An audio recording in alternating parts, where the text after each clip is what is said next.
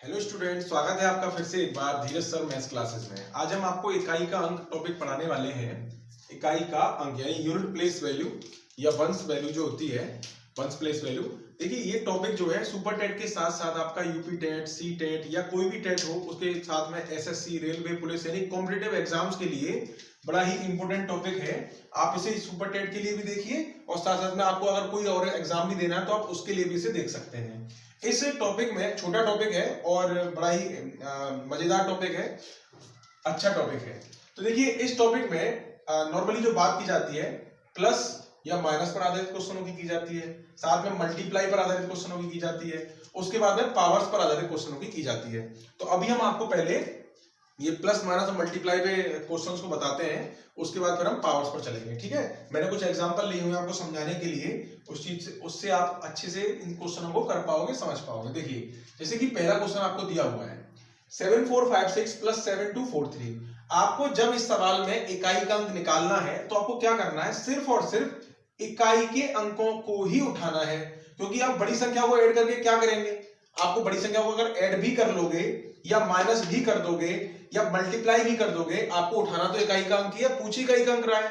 तो इस क्वेश्चन में बढ़िया आप लंबी कैलकुलेशन भी करके देखोगे तो इकाई के अंकों का जो मल्टीप्लाई होता है वही डिनोट करता है पूरी संख्याओं के मल्टीप्लाई को। ठीक है, तो जिसमें हम इकाई का अंक में निकालना होता है। तो यहाँ पे जब मैं 6 और 3 उठाऊंगा और 6 प्लस 3 है तो 6 और 3 प्लस करूंगा तो मेरा 9 आएगा और यही मेरा इकाई का अंक कहलाएगा। क्लियर।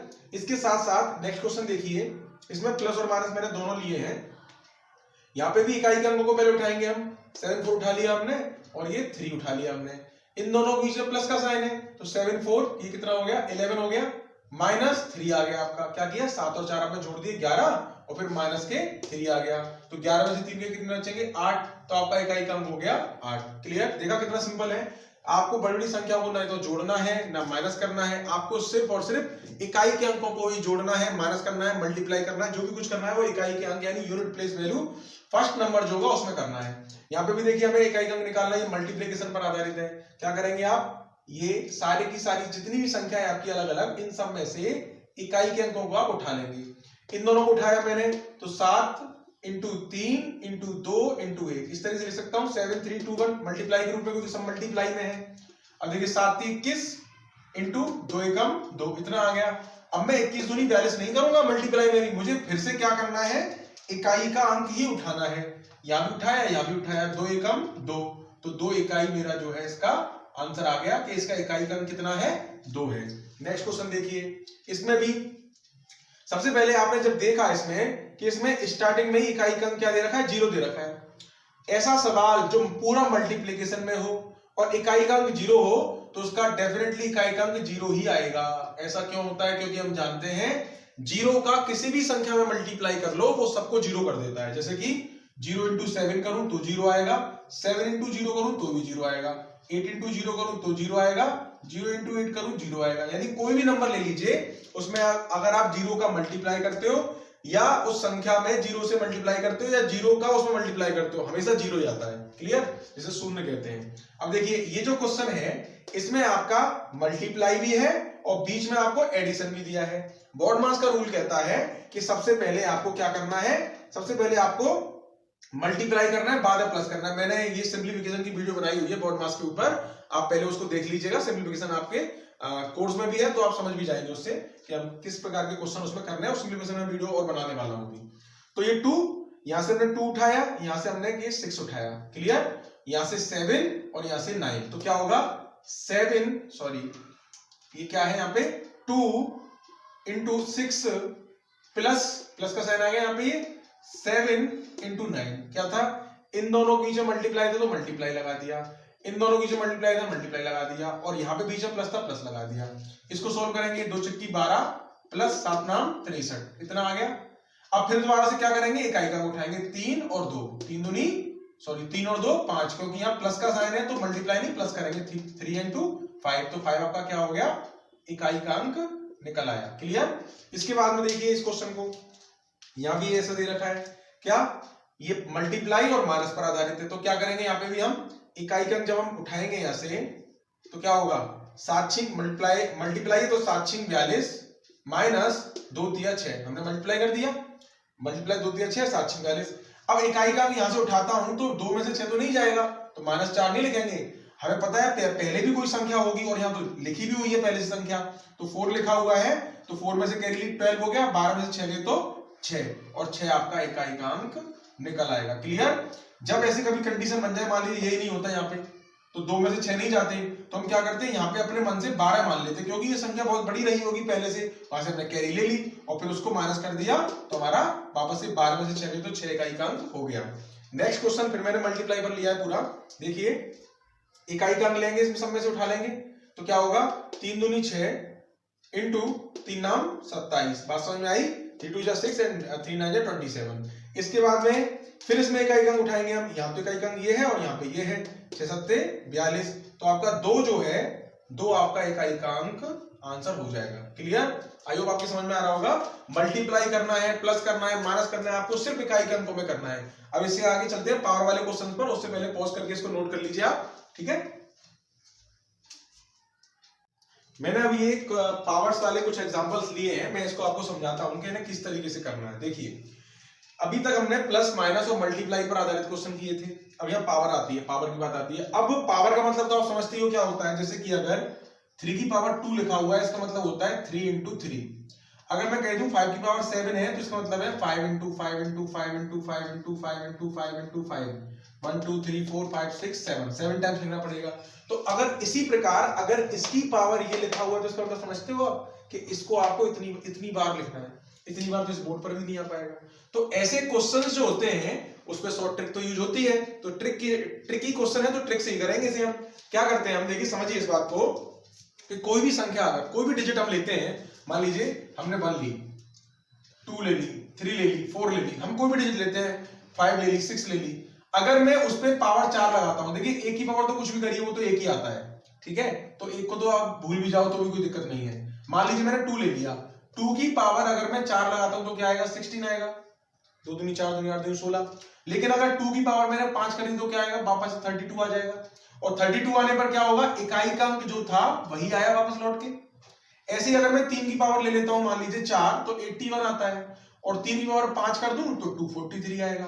तो यहाँ पे भी आपको दिखाई दिया कि 3 की पावर 5 लगाने पर वापस से वही रिपीट होकर अंक आ गया। तो ऐसे ही आप समझिए इस चीज को कि कोई भी आपकी डिजिट है, 0 से लेके 9 तक कोई भी आपकी डिजिट है, उस डिजिट में आप अगर पावर 4 लगाओगे, कुछ भी डिजिट आ सकती है, लेकिन जैसे ही आप 5 की पावर लगाओगे, यानी कि 5वीं बार उसका मल्टीप्लाई करोगे, तो वो संख्या वापस से रिपीट होना शुरू हो जाएगी। जैसे कि यहाँ पे आपको दिखाई दे रहा है, एग्जांपल मैंने लिया, 3 के 3 आया, 2 पर ये 2 भी आ गया। अच्छा, इसमें भी कुछ क्वेश्चन कैसे होते हैं जिनमें इकाई के स्थान पर 0 1 5 या 6 आ जाएगी। क्लियर? अगर ये आपकी डिजिट आ जाती है इकाई के स्थान पर, यानी प्लेस वैल्यू, अगर आपकी कोई भी वंस प्लेस वैल्यू की बात कर रहे हैं हम, जैसे इकाई का अंक है, यहां पर अगर 0 1 5 6 आ जाए, तो पावर कुछ भी लगी हो उससे कोई फर्क नहीं पड़ता, पावर कुछ भी लगी हो, आपको क्या करना है, डायरेक्ट उसका आंसर लिख देना है। मतलब 5 है तो 5 आंसर आएगा। अगर यहाँ पे 8 4 7 6 की पावर लगी होती कुछ भी, तो आप सीधा क्या करते, 6 आंसर लिखते, क्योंकि हमारी कुछ डिजिट्स ऐसी होती हैं जो कि है 0 1 5 6, इनकी पावर आप 1 लगाओ, 2 लगाओ, 3 लगाओ, 4 लगाओ, 5 लगाओ, 10 लगाओ, 1000 लगाओ, ये वापस से रिपीट होके इकाई के स्थान पर यही अंक देंगी। 0 की पावर तो 0 ही होती है, सॉरी 0 की पावर तो कुछ भी लगाओ 0 ही आएगा, 1 की पावर कुछ भी करो 1 ही आता है। 5 में देखो, 5 में क्या होता है, देखिए मैं करूं 5 इंटू 5 25, 6 इंटू 6 36, मैं 5 का अगर 3 बार मल्टीप्लाई कर दूं तो क्या आएगा 125, तो वापस से अंक रिपीट हो रहे कि नहीं हो रहे। तो ऐसे ही जब अंक रिपीट होते हैं, किसमें, केवल कंडीशन है 0 1 5 6 की, तो कहीं पर भी इकाई के स्थान पर अगर आपको 0 1 5 या 6 लिखा हुआ मिल जाए, तो आपको क्या करना है, डायरेक्टली आपको सीधा आंसर लिख देना है और कोई चीज देखनी नहीं है। इसके अलावा और कोई अंक आते हैं, मान लीजिए इनके अलावा और कोई अंक आते हैं, आपका 2 आया, 3 आया, 4 आया, 7 आया, 8 आया या 9 आया, ठीक है, तो आप क्या करेंगे, आपने एक रूल पढ़ा होगा विभाज्यता की, जहां छोटी क्लासेस में दे रखा होता है, मैं भी आपको एक दिन कराऊंगा, उसकी वीडियो बनाऊंगा, तो ये भी इसी टॉपिक में आएगा आपका। तो उसमें क्या करते हैं हम, आपने देखा भी कि 4 पावर लगाने पर वही अंक रिपीट नहीं हो रहा, लेकिन 5 ही पावर लगाई तो तुरंत रिपीट हो गया। यानी 4 4 के पेयर के बाद में वो संख्या रिपीट होना शुरू हो जाती है। तो हम क्या करते हैं, इसकी पावर में 4 का डिवाइड करते हैं इसमें। अब रूल ये कहता है 4 की डिवाइड करने का कि केवल पीछे के 2 अंकों में 4 का डिवाइड कर दो, तो भी आप पता लगा सकते हो कि 4 का डिवाइड हो रहा है कि नहीं हो रहा, कितना रिमाइंडर है कि नहीं है। तो हम उसी रूल को फॉलो करते हुए क्या करते हैं, पावर जो होती है उसकी पीछे की 2 डिजिट में, यानी कि जैसे यहाँ पे 43 लिखा हुआ है, इसमें 4 का डिवाइड कर देते हैं। 4 का डिवाइड करने पर क्या होगा, 4 1 जा 4, उतारा 3, भाग नहीं जा रहा, भाग टूटेगी 0 लगाओ या मत लगाओ, हमें मतलब ही नहीं है उससे कोई, हमें मतलब है सिर्फ रिमाइंडर से।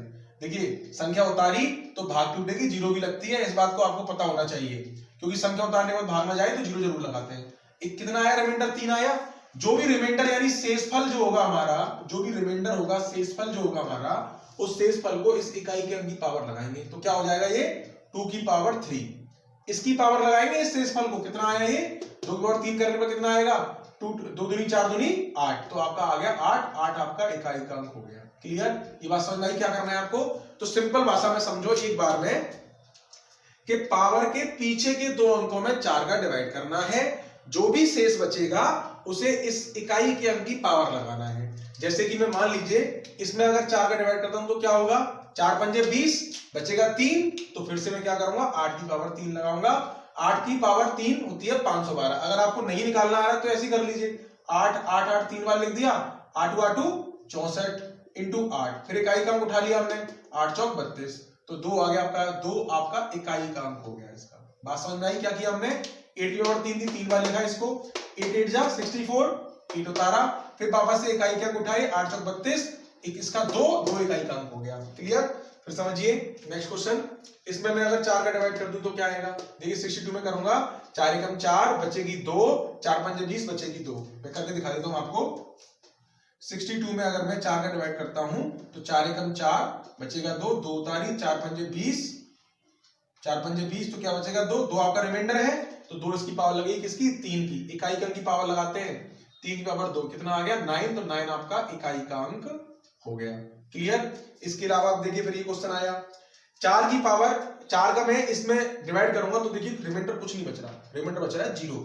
क्या हुआ, 4 एकम 4, 4 दूनी 8, जब पूरा भाग चला जाए, ये रूल भी समझ लीजिए, जब किसी संख्या में पूरा भाग चला जाए 4 का, 8 उतारा 4 दूनी 8, रिमाइंडर कुछ नहीं बचा, जब पूरा भाग चला जाए तो पावर क्या लगाते हैं, 4 लगाते हैं, पावर लगाते हैं सीधी 4।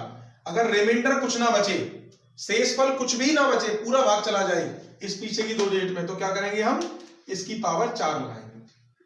2 की पावर 4 कितना होता है 16, तो इकाई का अंक क्या हो गया हमारा 6 हमारा इकाई का अंक आ गया। क्लियर, इसके अलावा देखिए यहां पर, अच्छा ये तो मैंने कर ही दिए थे पहले ही, तो 5 और ये 6। क्लियर, क्योंकि 5 है पीछे इकाई के स्थान, तो 5 आएगा, 6 है तो 6 आएगा।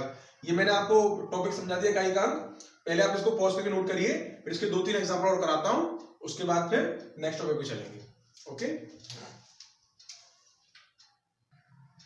मैंने आपके 2 क्वेश्चन और लिए हैं, देखिए समझिए इनको। ये अब मैंने क्या किया यहाँ पे, इस 3 जो क्वेश्चन थे उनको मर्ज कर दिया मल्टीप्लाई के रूप में, एक बार माइनस के रूप में, प्लस के रूप में, कैसे भी कर सकते हैं, और क्वेश्चन ऐसा पेपर में आ जाता है, तो इसीलिए इसको करते हैं सॉल्व। हम कैसे होगा सॉल्व, ये देखिए यहाँ पे जो है वही काम करना है हमें, इस पावर के पीछे के 2 अंकों में 4 का डिवाइड करना है। 4 8 32, कितनी बार गया, पूरा चला गया, लेकिन हमें मतलब ही नहीं है, क्योंकि यह इकाई का अंक 6 दे रखा है। मैंने आपको बताया था अभी कि 0 1 5 और 6 इनमें से कोई भी अंक आ जाए तो आपको डायरेक्ट लिखना है, तो 6 की पावर कुछ भी हो यहाँ पे तो क्या आ जाएगा 6 इंटू, यहाँ पे मैं जब 4 का डिवाइड करूंगा इसमें तो कितना होगा, 4 एकम 4 बचेगी 1, 4 3 12, यानी कि 53 में मैंने डिवाइड किया 4 का, 4 एकम 4 बचा 1, 3 उतारा, 4 3 12, 1 बचा, तो रिमाइंडर क्या होगा 1, तो 4 की पावर क्या लगाएंगे 1 लगाएंगे, इनटू फिर यहाँ पे 54 में जब मैं डिवाइड करूंगा किसका, 4 का, 54 है पीछे, क्या वो दिखाई नहीं दे रहा, वो साफ लिख दूं मैं इसको,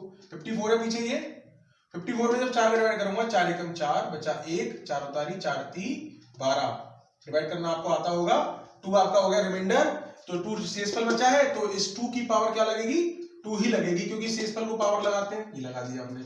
अब इसको आगे सॉल्व कर लेंगे, 6 इंटू 4 इंटू 2 की पावर 2 4 होता है।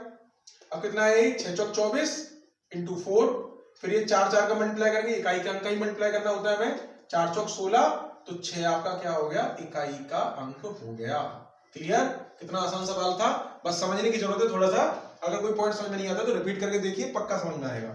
इसमें देखिए अभी यहाँ पे फिर से ये एक अंक आ गया, एक आ गया, तो एक जो आया है, इस एक को मैं अगर पावर कुछ भी लगाऊं तो एक ही आना है, क्योंकि 0 1 5 6 ये 4 नंबर ऐसे होते हैं जिनमें से एक नंबर है, तो एक की पावर कुछ भी बनाएगा, माइनस 4 की पावर तो लगाने के लिए इसमें डिवाइड करना पड़ेगा 4 का, तो मैंने 57 में 4 का डिवाइड किया, 4 1 जा 4 1 7 4 4 जा 16, बचा एक रिमाइंडर, तो इस 4 की पावर कितनी लगेगी, एक, ये कितना आया 1 माइनस 4। कुछ बच्चे इसका आंसर -3 लिख देंगे, जो कि गलत हो जाएगा। एक में से 4 घटा के -3 नहीं करना।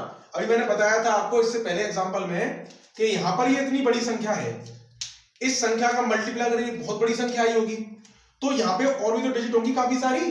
जब एक में से 4 नहीं जा रहा, एक में से 4 आपका नहीं जा रहा, तो आप क्या करोगे, यहां से आगे से कैरी ले लोगे, 1 हासिल ले लोगे, कितना हो जाएगा, ये 11 नहीं माना जाएगा फिर ये, तो क्या कर देंगे 11 में से 4 के तो 7, और 7 आपका आंसर निकल आएगा। आप ये मत कर देना कभी भी, माइनस में अगर संख्या ऐसी लग रही हो तो माइनस नहीं करते कभी भी। क्या करना है हमें, जब ये 1 लिखा हुआ है, 2 लिखा हुआ है, 3 लिखा हुआ है, कोई भी संख्या लिखी है और ये संख्या छोटी है, तो आगे से हासिल ले लीजिए, कैरी ले लीजिए, उसके बाद में जिसे बोरो कहते हैं, बोरो लेकर 11 में से 4 माइनस करेंगे तो 7 आ जाएगा और आपका आंसर निकल आएगा। इसका आंसर आ गया 7 इकाई।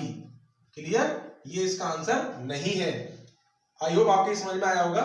चलिए मिलते हैं हम नेक्स्ट वीडियो में नेक्स्ट टॉपिक के साथ। आज के लिए इतना काफी है। और हाँ, प्लीज चैनल को सब्सक्राइब जरूर करिए अगर आप चैनल पर नए हैं, और अपने दोस्तों को शेयर करना ना भूलें। लाइक तो आपका बनता ही है। Okay, thank you.